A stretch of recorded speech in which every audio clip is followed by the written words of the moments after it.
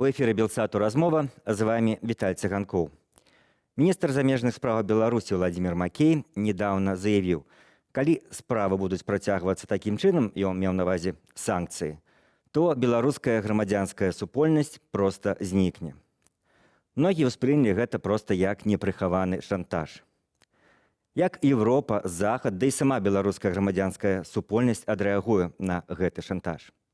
Гэта ды іншае мы абмяркуем сёння з нашым госцем Анатоліем Лебедзька. Гэта кіраўнік еўрапейскага дыялогу. Добры дзень. Добрый. Анатоль, ну вось вы калі пачулі такія словы, у вас не было розначытанняў пра тое, наконт, скажем, што яны азначаюць? Відавочна, што гэта шантаж, толькі у асабліва буйных памерах. Калі раней у нас у закладніках былі нейкія асобныя групы ў краіне, то зараз фактычна, зыходзячы з паслання Макея, у нас у закладніках практычна ўсё насельніцтва Беларусі. Таму што той, хто мае нейкую грамадзянскую пазіцыю, актыўнасць, ён аўтаматычна становіцца тым закладнікам. І будуць зачышчаць канкрэтных жа людзей. Што такое грамадзянская супольнасць? Это не нешта ж абстрактнае. Это абсалютна канкрэтныя людзі, структуры, арганізацыі. І гэта выглядае як шантаж у адносінах і да Захада, еўраатлантычнай прасторы, так і ў адносінах да грамадзянаў Рэспублікі Беларусь. Першым гавораць, давайце рабіць чэйндж. Вы не будзеце выпрацоўваць і рэалізоўваць на практыцы санкцыі ў адносінах да беларускага правіцеля, а мы тады остановімся і не будзем зачышчаць палітычную грамадзянскую прастору ўнутры Беларусі. А беларусам гавораць, глядзіце, не мы тут вінаватыя, мы абсалютна такія голубы белыя. Вінаваты яны, таму што яны гэта пачалі. А што нам рабіць у гэтай сітуацыі?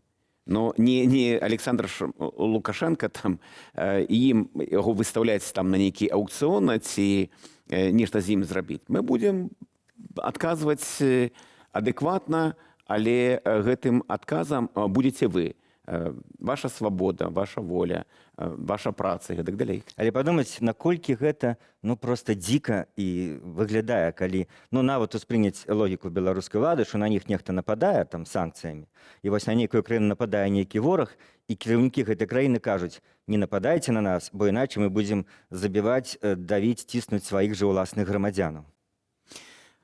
Для вуха еўрапейца гэта дзіка, для вуха нармальнага чалавека дзіка, а для тых, хто мае галоўную мэту, задачу утрымацца каля ўлады, это прагматычны крок.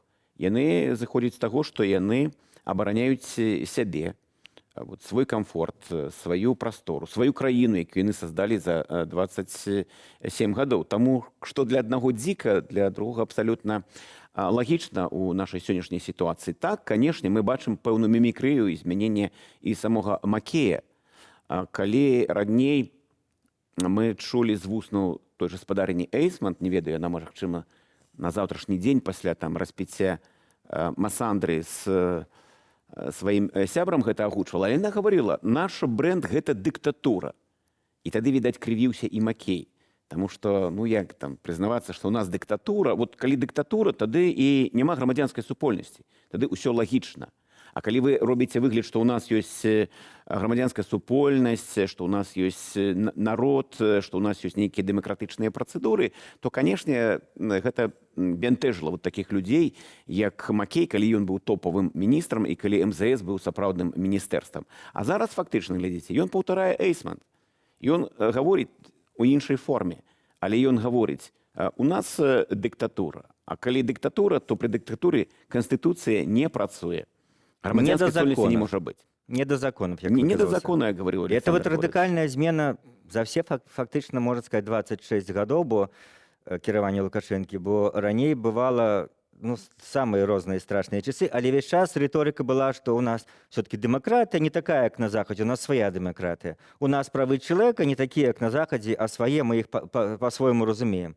То цяпер яны першыню фактычна прызнаюцца, што гэта все не патрэбна, што і новымі законамі прызнаюць, што гэта все шырма была, якую можна церы адкінуць.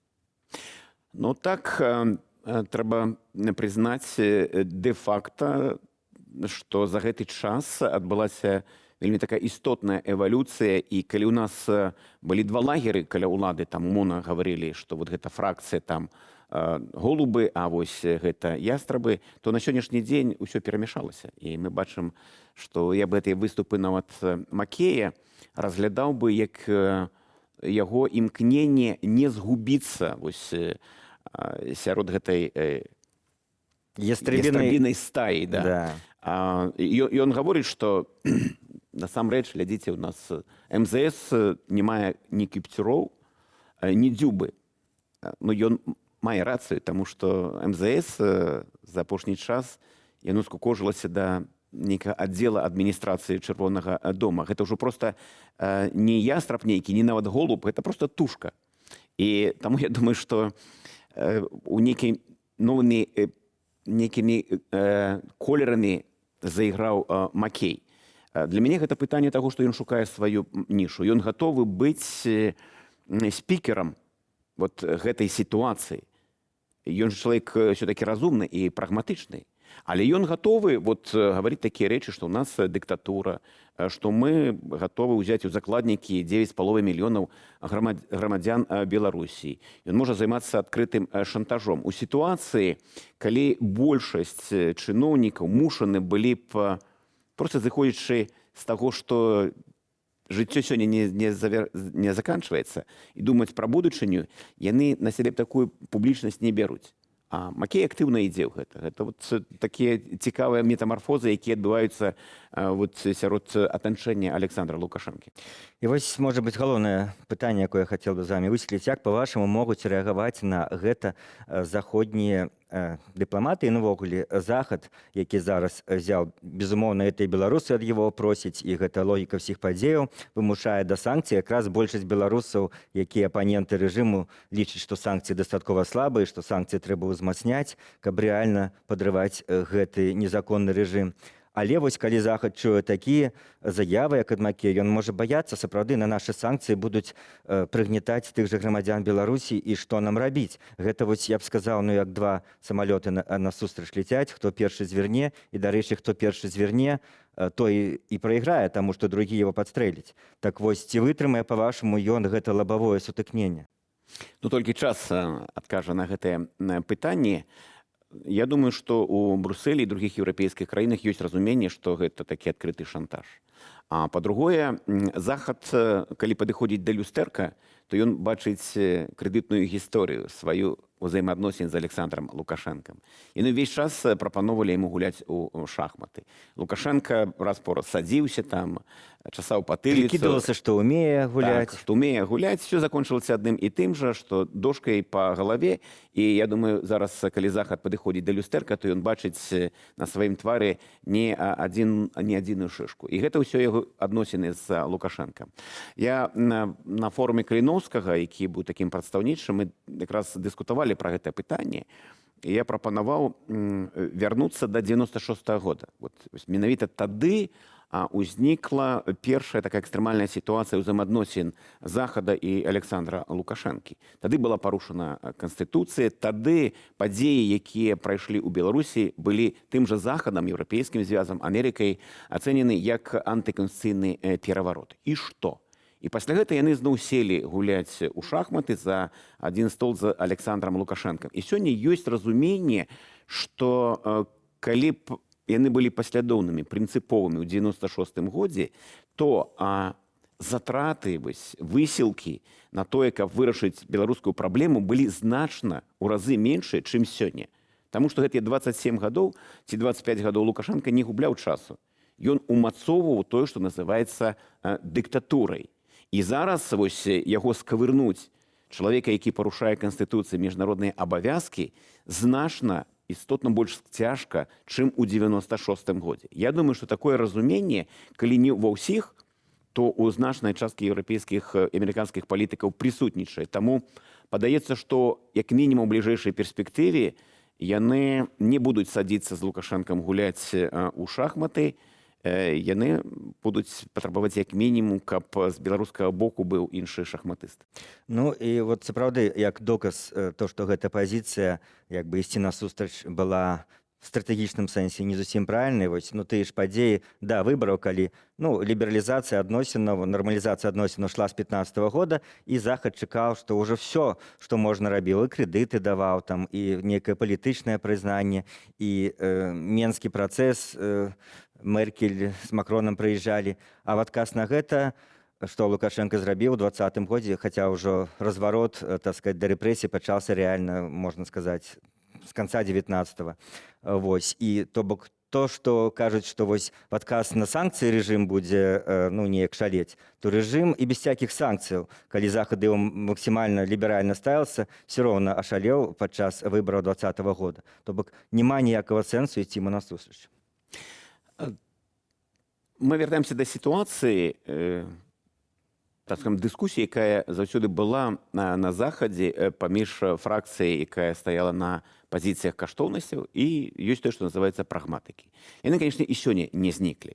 Але калі там яшчэ 2 гады назад прагматыкі мелі істотную большасць пры прыняцці рашэнняў, і яны знаходзілі аргументы, чаму вот, трэба гуляць у такія складаныя шахматныя гульні з Александром Лукашенко. Тут і расійскі фактар, і геапалітыка, і не да Беларусі, то на сённяшні дзень занадта шмат моцных еўрапейскіх і амерыканскіх гульцоў ужо публічна выказаліся па сітуацыі. І, канешне, ніхто не хоча, каб агучаныя імі словы, пазіцыі гулялі супраць іх. Таму што чаго не што нельга абысці ў взаемаадносінах з выбаршчыкам, там жа выбары.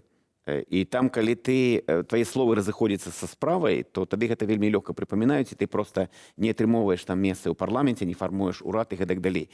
Сёння мы бачым, што плюсам вялікім прыхільнікам пераменаў тое, што беларускае пытанне заангажаваны практычна ўсе моцныя еўрапейскія палітыкі, пачынаючы ад той жа Меркель, ад таго ж Макрона, вот засталося яшчэ Байдену, так скажам, некалькі разоў выказацца ці сустрэцца з Святланай Ціханаўскай, і тады можна сказаць, што вось гэты фронт, ён складаецца з прыхільнікаў каштоўнасцяў, і што чакаць нейкіх зменаў пазіцыі не прыходзіцца. Гэта будзе азначаць, што санкцыі будуць, таму што яны не супраць там скіраваныя людзей і грамадзянаў, таму што яны скіраваны супраць рэжыма, яны скіраваны супраць Александра Лукашэнкі і яго атачэння, і яны адзіны, відаць, сёння інструмент, які Лукашенко ўспрымае балюча і на які ён мушаны рэагаваць. Рэагаваць праз нейкія свае канкрэтныя пэўныя дзеянні. Таму мой прагноз у бліжэйшы час санкцыі будуць заставацца ў павестцы дня. І тут толькі інтрыга ў тым, наколькі захаду удасца прымусіць далучыцца да гэтага працэсу Расійскую Федэрацыю. Бо пакуль Пуцін застаецца тылам Александра Лукашэнкі, вот эта стратэгія прымусіць Лукашэнку да перамову і праз іх выйсці на свабодныя сумленныя выбары. Вот самае слабое месца гэта Расія ў Вы бачыце тут інтрыгу, то бок у вас ёсць нейкія спадзяванні, што это калісьці можа адбыцца, ну пры Пуціне я маю на ўвазе. Ці ўсё-такі Расія сваімі дзеяннямі хіба канчаткова не даказала, што яна, ну, калі не будзе там трымацца за Лукашэнку, до конца этого, конечно, не будзе, але яна, ну, не жадае вступаць у нейкі, ну, скажем, саюз з Захадам у вырашэнні беларускага пытання, а жадае па-свойму на яго глядзець. Ну, Лукашенко Асабліва зараз на фоне абвастрэння адносінаў паміж Масквой і, умоўна скажем, Вашынгтонам, Брюсселем. Лукашенко для Крамля гэта інструмент, і не больш таго. Ёсць іх нацыянальныя інтарэсы. І калі будзе пагроза іх нацыянальным інтарэсам, то Москва пойдзе на перамовы там і з Байденам, і з еўрапейскім звязам і так далей. Іншая справа, што не можа быць аднолькавага погляда з Захаду і з Крамля на тое, што адбываецца ў Беларусі. Тут абсалютна розныя падыходы, але падкрэслюю, калі будзе адчуванне ў Маскве, што лясніцца не толькі Лукашенко, але і прысутнасць Масквы ў Беларусі, яны могуць пайсці на абсалютна нечаканыя шляхі. Это такі цынічны, прагматычны падыход. І таму ўсё магчыма быць. Да таго ж Расія на сённяшні дзень не самадастатковая, вот, абсалютна. у яе таксама ёсць слабыя месцы. І слабым месцам з'яўляюцца таксама заходнія санкцыі. Няма яшчэ пакета санкцый у адносінах да расійскай федэрацыі з-за Лукашэнкі. Але ён можа быць. Ён можа быць. І гэта яшчэ дадатковае аслабленне той же самай Расіі. Дзякуй. Госцем сённяшняй размовы быў Анатоль Лябедзька. З вами был Віталь Цыганкоў. Заставайцеся з Белсатам.